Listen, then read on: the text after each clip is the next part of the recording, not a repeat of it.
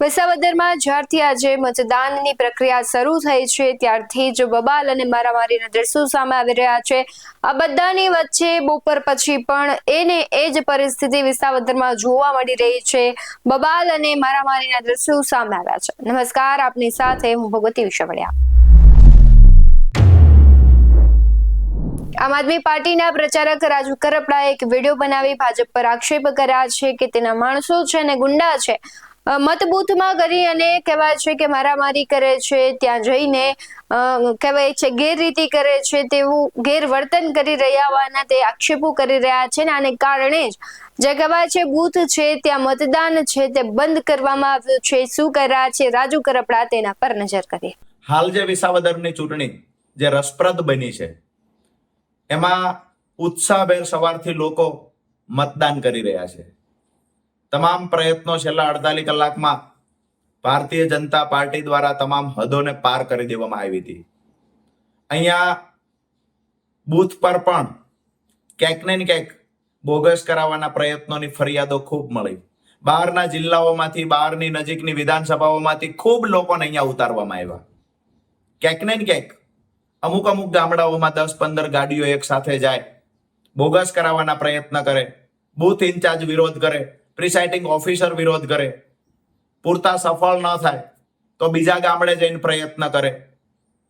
ખરેખર લોકશાહીની હત્યા થાય, ચીરહરણ થાય, લોકશાહીની આબરૂ લૂંટાય છે, આવી બધી વાતો કરીએ છીએ। વાસ્તવિકતા એ પણ છે કે આજે વિસાવદરની જનતા ભારતીય જનતા પાર્ટીની તાનાશાહી જોઈ રહી છે। તમામ ગુજરાતની જનતા તાનાશાહી જોઈ રહી છે।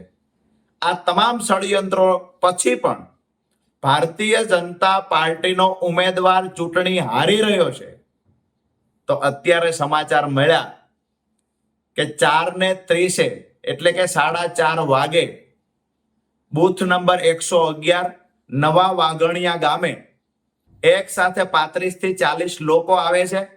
એ ગામનો સરપંચ જે ભાજપ સાથે જોડાયેલો છે એ પણ એમાં સામેલ છે। આ તમામ લોકો જાણે ઈવીએમ લૂંટવા આવ્યા હોય એવી રીતે બળજબરી પૂર્વક અંદર ઘૂસી જાય છે। પ્રિસાઇડિંગ ઓફિસર, ધન્યવાદ આપું આવા પ્રિસાઇડિંગ ઓફિસરને કે જેને બોગસ થતું અટકાવવાના પ્રયત્ન કર્યા, જેને આ લોકોને રોકવાના પ્રયત્ન કર્યા। તો અમારા બૂથ ઇન્ચાર્જ પાસેથી મને માહિતી મળી કે પ્રિસાઇડિંગ ઓફિસર સહિત જે સાથે લોકો હતા એને પણ આ લોકોએ, ગુંડાઓએ મારામારી કરી છે એમની સાથે। હાલ મતદાન મથક પર મતદાન અટકાવવામાં આવ્યું છે, મતદાન અટકી ગયું છે, લોકોની બહાર લાઈન છે અને જે ગુંડાઓ હતા એ મારામારી કરીને ભાગી ગયા છે।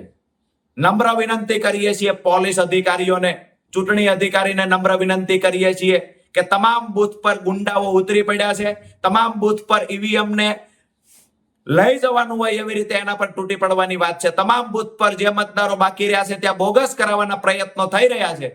ત્યારે ચૂંટણી અધિકારીને, પોલીસ પ્રશાસનને વિનંતી કરીએ છીએ કે આવા બોગસ કરનારા ગુંડાઓ જે બળજબરી પૂર્વક અંદર ઘૂસી રહ્યા છે એને રોકવામાં આવે, બંદોબસ્ત વધારવામાં આવે। પ્રિસાઇડિંગ ઓફિસરો પણ સુરક્ષિત નથી, પ્રિસાઇડિંગ ઓફિસરોની સુરક્ષા વધારવામાં આવે, જરૂર પડે તો બહારથી તાત્કાલિક ફોર્સ બોલાવવામાં આવે। આભાર। જે પ્રમાણે અત્યારે દ્રશ્યો આવી રહ્યા છે, ગરમાગરમીનો માહોલ વિસાવદરમાં છે, તે પ્રમાણે પરિણામો આવશે ત્યારે ખબર પડશે કે શું કામ આ બધું છે ષડયંત્ર હતું કે પછી મતદાન રોકવાનો પ્રયાસ હતો। કારણ કે સવારથી જ બબાલો થઈ રહી છે। આમ આદમી પાર્ટી છે, ભારતીય જનતા પાર્ટી પર આક્ષેપ કરી રહી છે। આક્ષેપ કેટલા સાચા છે, કેટલા ખોટા છે એ તો તપાસ બાદ ખબર પડશે, પરંતુ આ વખતે વિસાવદરનું પરિણામ નક્કી કરશે કે આમ આદમી પાર્ટી છે તે કોંગ્રેસ અથવા ભાજપ કોને જીતાડવાની છે। અવાજો તો અહેવાલો સાથે ફરી મળતા રહીશું। તમે અમારી YouTube ચેનલને સબસ્ક્રાઇબ કરવાનું, અમને ફેસબુક અને ઇન્સ્ટાગ્રામ પર ફોલો કરવાનું ભૂલશો નહીં। બાકી નવી અપડેટ્સ મેળવવા માટે જોતા રહો BS9 ન્યૂઝ। નમસ્કાર।